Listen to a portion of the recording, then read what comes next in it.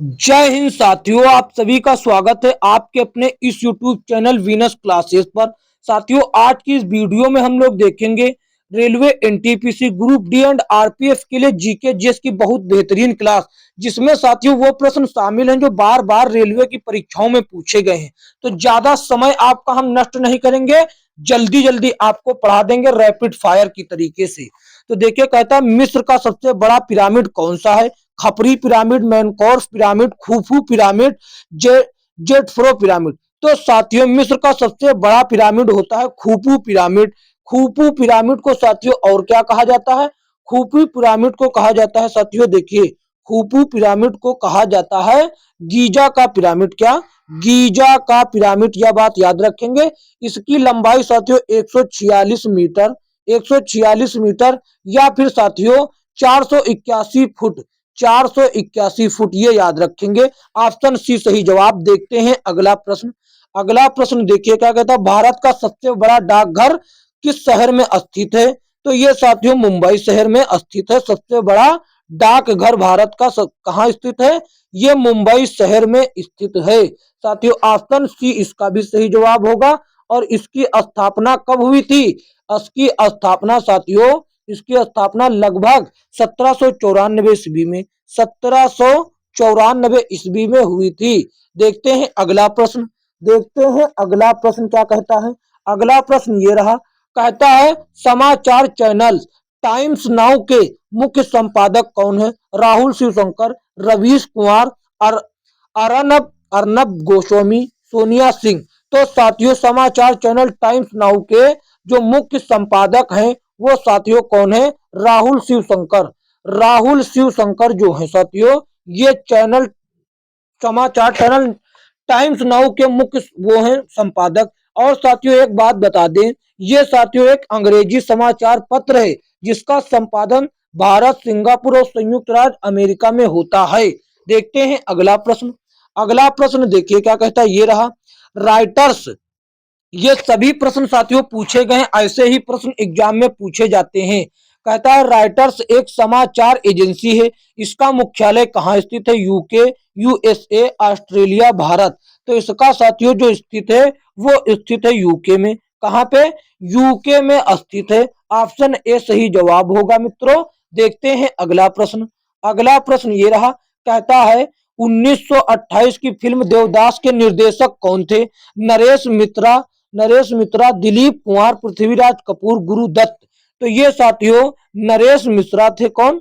नरेश मिश्रा, नरेश मिश्रा। और ये साथियों देवदास नाटक के लेखक, ये देवदास जो उपन्यास है उसी पर आधारित है। और देवदास उपन्यास के लेखक कौन है? कौन है साथियों? शरत चंद, शरत चंद चट्टोपाध्याय, शरत चंद चट्टोपाध्याय जी हैं। चट्टोपाध्याय, ये याद रखेंगे, चट्टोपाध्याय। चट्टोपाध्याय आधा टा नीचे लगा देते हैं, चट्टोपाध्याय, चट्टोपाध्याय जी हैं इसके राइटर। इसी पर आधारित है, जो इन्होंने उपन्यास लिखा इसी पर आधारित है। इस पर 3 बार फिल्म बन चुकी है देवदास पर, यह बात याद रखिएगा। ऑप्शन ए सही जवाब होगा, ये इसके निर्देशक थे। देखते हैं अगला प्रश्न। अगला प्रश्न ये रहा, कहता है कि भारतीय फिल्म निर्देशक गुरुदत्त का वास्तविक नाम क्या था? बसंत कुमार शिवशंकर पादुकोण, शंभुनाथ पादुकोण और प्रभाकर पादुकोण, वसंत पादुकोण। तो भैया भारतीय फिल्म निर्देशक गुरुदत्त का वास्तविक नाम बसंत कुमार शिवशंकर पादुकोण था। क्या था? बसंत कुमार शिवशंकर पादुकोण। और इनका जन्म साथियों कहाँ कब हुआ? 9 जुलाई, 9 जुलाई साथियों देखिए, 9 जुलाई, 9 जुलाई 1925 को, 9 जुलाई 1925 को बंगलुरु में हुआ था। इनकी साथियों पिक्चरें कौन सी हैं? प्यासा, कागज के फूल, साहिब, बीबी और गुलाम आदि इन्होंने साथियों फिल्मों का निर्देशन किया। देखते हैं अगला प्रश्न। अगला प्रश्न ये रहा, क्या कहता है? विश्व की सबसे हल्की ऊन शहतूत, जिसका नाम क्या है? शहतूश ऊन। वह साथियों किससे प्राप्त होती है? नीचे जो दिए गए 4 ऑप्शन में से किससे प्राप्त होती है? नील गाय से, भेड़ से, लामा से, तिब्बती मृग से। तो ये किससे प्राप्त होती है बताइए साथियों? ये प्राप्त किससे होती है? ये प्राप्त होती है तिब्बती मृग से। तिब्बती मरक बड़ी मुश्किल से मिलते हैं साथियों, जैसे कि विश्व की सबसे हल्की ऊन का नाम शहतूत ऊन है, या हिमालय के 14,000 फीट अधिक ऊंचाई पर रहने वाले दुर्लभ तिब्बती मरक से प्राप्त किया जाता है। 14,000 फुट की ऊंचाई पर रहते हैं, तिब्बत में पहाड़ियों पर, उनसे प्राप्त किया जाता है। ऑप्शन डी सही जवाब होगा। देखते हैं अगला प्रश्न।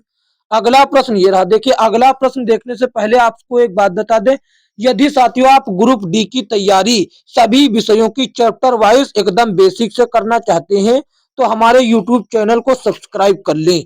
बीनस क्लासेस यूट्यूब चैनल को अवश्य सब्सक्राइब करें। देखते हैं साथियों अगला प्रश्न ये रहा। क्या कहता है? कहता है कि सत्यजीत रे की कौन सी प्रसिद्ध फिल्म अभिजात जमींदार जीवन शैली के पतन पर आधारित है या संबंधित है साथियों? तो देखिए बताइए।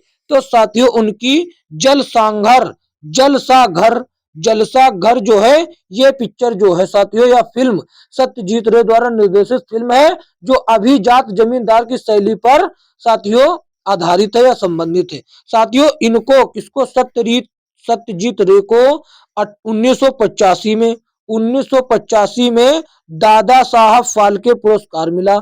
दादा साहब फाल्के पुरस्कार मिला, ये बात याद रखेंगे। दादा साहब फाल्के पुरस्कार इनको मिला था और इनको मरने के पहले भारत रत्न भी दिया गया था। ये भारत रत्न भी मिल चुका है, ये बातें याद रखेंगे। देखते हैं अगला प्रश्न। अगला प्रश्न ये रहा। क्या कहता है?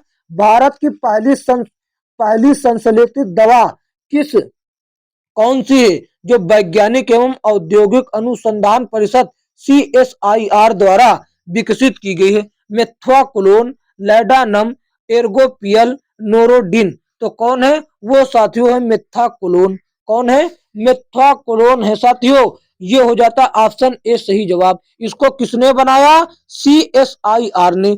CSIR का पूरा नाम क्या होता है ये साथियों कमेंट बॉक्स में बताइए। यदि नहीं पता तो हम आगे इससे संबंधित प्रश्न लेकर आए हैं आज। तो देखिए इसका ऑप्शन ए सही जवाब होगा। देखते हैं अगला प्रश्न। अगला प्रश्न देखिए 10 नंबर क्या कहता है? ये रहा। कहता है कि भारत में पहला रेडियो कार्यक्रम किस वर्ष प्रसारित हुआ? भारत में पहला रेडियो कार्यक्रम किस वर्ष प्रसारित हुआ? तो ये साथियों 1923 में प्रसारित हुआ। लेकिन इसके विषय में एक बात याद रखिएगा, 1923 में तो प्रसारित हुआ लेकिन 1930 में इसका नाम बदलकर क्या कर दिया गया साथियों? 1930 में सरकार ने इसका नाम बदलकर साथियों 1936 में तो उसको सरकार ने ट्रांसमीटर को अपने नियंत्रण में लिया।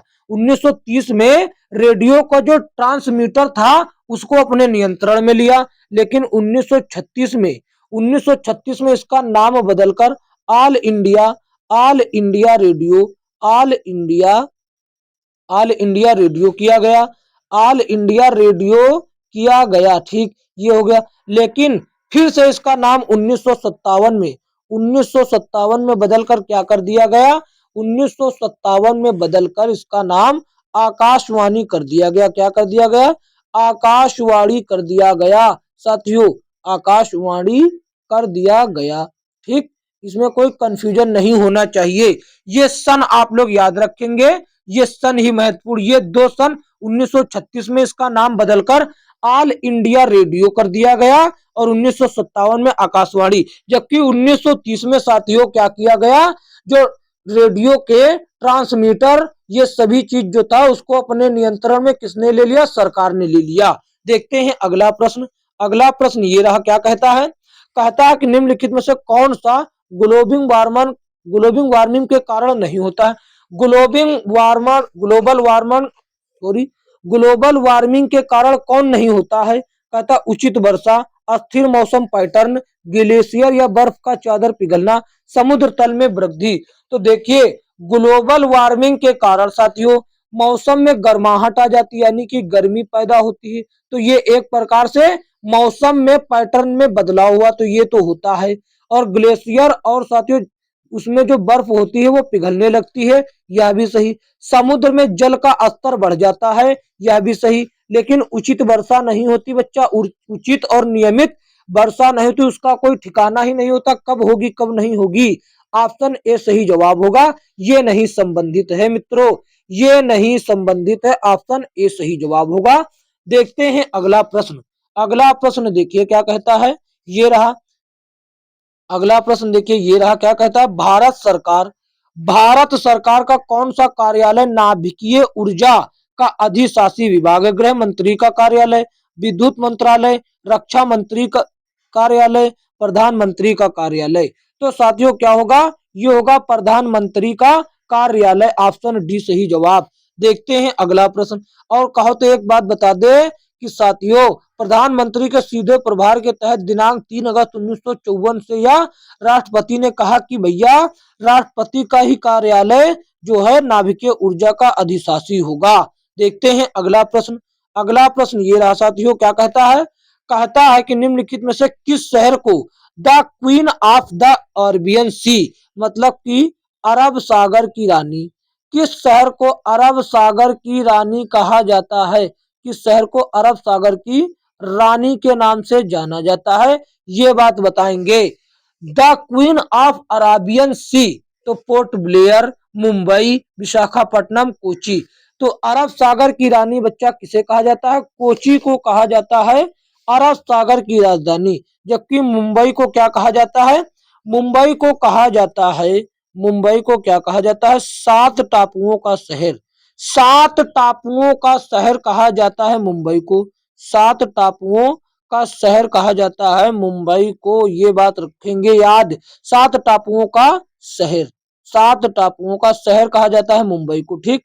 और साथियों और देखिए और बेहतरीन बेहतरीन प्रश्न हम आपको बता देते हैं। भारत का पेरिस किसको कहा जाता है, ये बताएं। भारत का पेरिस किसको कहा जाता है? भारत का पेरिस किसको कहा जाता है? भारत का पेरिस आप कहेंगे सर जी भारत का पेरिस जो है वो जयपुर को कहा जाता है। इसको जयपुर को कहा जाता है, हालांकि उसको पिंक सिटी के नाम से जाना जाता वो अलग बात है वो, लेकिन इसको भारत का पेरिस भी कहा जाता है, ये याद रखेंगे। साथियों अब आपको कमेंट बॉक्स में इसका उत्तर देना है ये कि साथियों पहाड़ों की नगरी किसको कहा जाता है? पहाड़ों की नगरी किसे कहा जाता है? देखते हैं अगला प्रश्न। अगला प्रश्न ये रहा साथियों, यहाँ पर 1444 मिस्टेक से टाइप हुआ है। कहता है चैंसू किस राज्य का प्रसिद्ध व्यंजन यानी कि पकवान है? किस राज्य का प्रसिद्ध व्यंजन है? ये साथियों चांसू जो है उत्तराखंड का हो जाता है, उत्तराखंड का हो जाता है, जबकि अरुणाचल प्रदेश के अंकरा उयाग ये सभी हो जाते हैं।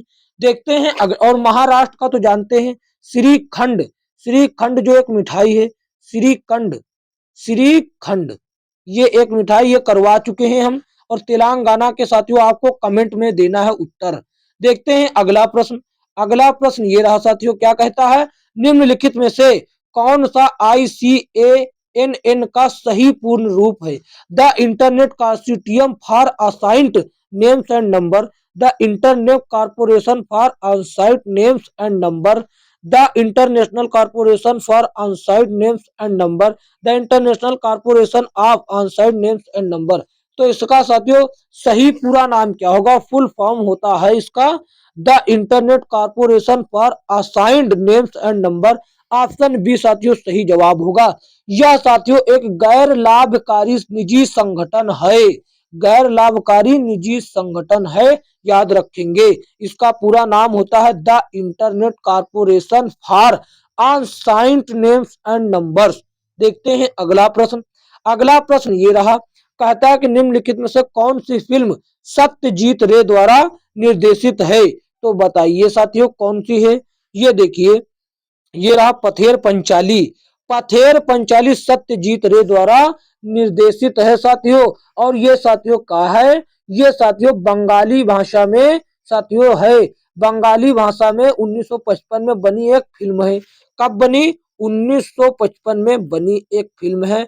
और ये जो पांथेर पांचाली है ये एक प्रकार का साथियों उपन्यास है, जिसको किसने लिखा है? बंदोपाध्याय, विभूति विभूति भूषण बंदोपाध्याय, विभूति भूषण, विभूति भूषण बंदोपाध्याय, ये बात याद रखेंगे। विभूति भूषण बंदोपाध्याय ने जो एक बंगाली उपन्यासकार हैं देखते हैं अगला प्रश्न। अगला प्रश्न ये रहा, कहता है यूनाइटेड किंगडम के यूरोपीय संघ से निकलने की घटना को सामान्यतः किस नाम से जाना जाता है? Exit, Brexit, Britain stronger, vote leave. तो देखिए मेरे दोस्तों, देखिए यूनाइटेड किंगडम यूरोपीय संघ, जो एक यूरोपीय संघ है उससे जो है ब्रिटेन देश जो है निकलने वाला पहला देश बन गया है, पहला देश बन गया उससे बाहर निकलने वाला। तो देखिए ब्रिटेन प्लस, तो देखिए Britain plus excite, Britain plus excite से मिलकर क्या बना? ब्रिटेन प्लस एग्जाइट से मिलकर बना ब्रेग्जिट। क्या बना? ब्रेग्जिट बना साथियों, ये याद रखेंगे। Britain plus, Britain plus excite से मिलकर बना ब्रेग्जिट। तो इसकी इस घटना को कहते हैं ब्रेग्जिट। ऑप्शन बी सही जवाब होगा। देखते हैं अगला प्रश्न। अगला प्रश्न देखिए क्या कहता है, ये रहा, ये रहा, क्या कहता है? कहता है चश्मा थ्री, चश्मा, चश्मा थर्ड नाभिकीय शक्ति संयंत्र कहाँ स्थित है? पाकिस्तान, अफगानिस्तान, बांग्लादेश, भारत। ये साथियों पाकिस्तान में स्थित है। कहाँ? पाकिस्तान में स्थित है, ये बात याद रखेंगे। इसकी क्षमता कितनी है? चश्मा थर्ड की क्षमता है 340 मेगावाट, 340 मेगावाट क्षमता। इसका निर्माण 1972, 1972 में कनाडा के सहयोग से हुआ, 1972 में कनाडा के सहयोग से हुआ है, ये बात याद रखेंगे। देखते हैं अगला प्रश्न। अगला प्रश्न ये रहा साथियों, क्या कहता है कि 1928 की फिल्म देवदास के निर्देशक नरेश मित्रा थे, बता चुके हैं। देखते हैं अगला प्रश्न। अगला प्रश्न ये रहा, ये बेहतरीन प्रश्न है। कहता है डेनमार्क की संसद का नाम बताएं, क्या है? डेनमार्क की संसद का नाम पार्लियामेंट, स्टार्टिगेट, द नेशनल डाइट, फोल्केटिंग। क्या है साथियों? तो देखिए पहली बात तो ये पार्लियामेंट कहाँ कहाँ की है? पार्लियामेंट की बात करें साथियों, पार्लियामेंट की, तो पार्लियामेंट होती है भारत की, भारत की नाम है, भारत का, और ब्रिटेन का। और कहाँ का है पार्लियामेंट? ब्रिटेन की संसद का नाम, ब्रिटेन की संसद का नाम, और कनाडा का नाम, कनाडा का भी, कनाडा की संसद का भी नाम, और दक्षिण अफ्रीका, दक्षिण अफ्रीका की भी संसद का नाम साथियों पार्लियामेंट है। जबकि स्टार्टिंग गेट क्या किसकी संसद का नाम है? स्टार्टिंग गेट, ये साथियों नॉर्वे देश की संसद का नाम है, नॉर्वे देश की संसद का नाम है। जबकि डाइट, द नेशनल डाइट, ये साथियों जापान की है। ये किसकी है? ये जापान की हो जाती है, ये जापान की। तो अब बचा साथियों फोल्केटिंग, यही साथियों है डेनमार्क की संसद का नाम। ऑप्शन डी होगा इस प्रश्न का सही जवाब। देखते हैं अगला प्रश्न। अगला प्रश्न देखिए ये क्या कहता है? कहता है कि किसने, किसने भारतीय और यूरोपीय शैलियों को एकीकृत करके मुंबई में ताजमहल पैलेस होटल का निर्माण किया? होटल का निर्माण किया किसने? भारतीय और यूरोपीय शैलियों को एकीकृत करके मुंबई में ताजमहल, ताजमहल आगरा वाला बात नहीं कह, ताजमहल पैलेस होटल का निर्माण किया। Ratan Tata, R D Tata, Jamshed ji Tata, J R D Tata. तो रतन टाटा मत लगा दीजिएगा कि उनका हाल ही में निधन हुआ, ये हो जाता है जमशेद जी टाटा। ऑप्शन सी सही जवाब होगा साथियों। ऑप्शन सी क्या होगा मित्रों? सही जवाब होगा। मैंने आपसे एक साथियों प्रश्न पूछा था कि CSIR, CSIR का जो है पूरा नाम आपने तो बताया नहीं, कमेंट में तो हम ही बता देते हैं। उसका पूरा नाम क्या होता है? उसका पूरा नाम होता है काउंसिल, काउंसिल। हिंदी में लिखे या इंग्लिश में? चलिए दोनों में लिख देंगे, एक ही में हिंदी में लिख देते हैं, इंग्लिश वाले समझ लेंगे कैसे लिखा जाता है। काउंसिल, देखिए CSIR का पूरा नाम council, council of scientific, of Hindi में ही लिखे, ऑफ साइंटिफिक, साइंटिफिक, ये लिखा जाएगा साइंटिफिक, साइंटिफिक, साइंटिफिक। और क्या हो जाएगा? आई है साइंटिफिक, क्या होगा बच्चा? Scientific and, scientific and, scientific and और आगे क्या होगा, इंडस्ट्रियल, इंड आई का होता है इंडस्ट्रियल। हमें भी ज्यादा याद है, मतलब हम ऐसा नहीं है कि हमको याद था पहले, हम इसीलिए सोच सोच कर लिख रहे हैं। इंडस्ट्रियल, इंडस्ट्रियल, तो देखिए ये हो गया द इंडस्ट्रियल, इंडस्ट्रियल, ठीक, ये हुआ industrial of, industrial of research. केवल रिसर्च लिख देंगे तो काम चल जाएगा, रिसर्च ऐसे नहीं, रिसर्च ऐसे लिखा जाता है। तो ये हो गया। देखिए council of scientific, scientific and industrial research, ये होता है साथियों CSIR का पूरा नाम। साथियों ये देखिए, इसे हिंदी में क्या कहते हैं, वैज्ञानिक और औद्योगिक अनुसंधान परिषद। इसकी स्थापना, CSIR की स्थापना 1942 में हुई, 1942 में हुई थी। और 1942 में असहयोग आंदोलन भी चल रहा था। इसके अध्यक्ष के रूप में प्रधानमंत्री कार्य करता है। इसका मुख्यालय नई दिल्ली में है। इसकी संपूर्ण जानकारी दे दी।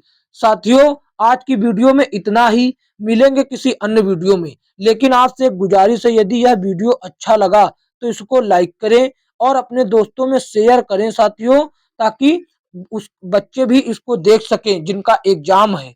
और चैनल पर नए हो तो चैनल को सब्सक्राइब कर लीजिए, ताकि आने वाली वीडियो का नोटिफिकेशन आप तक पहुंच सके।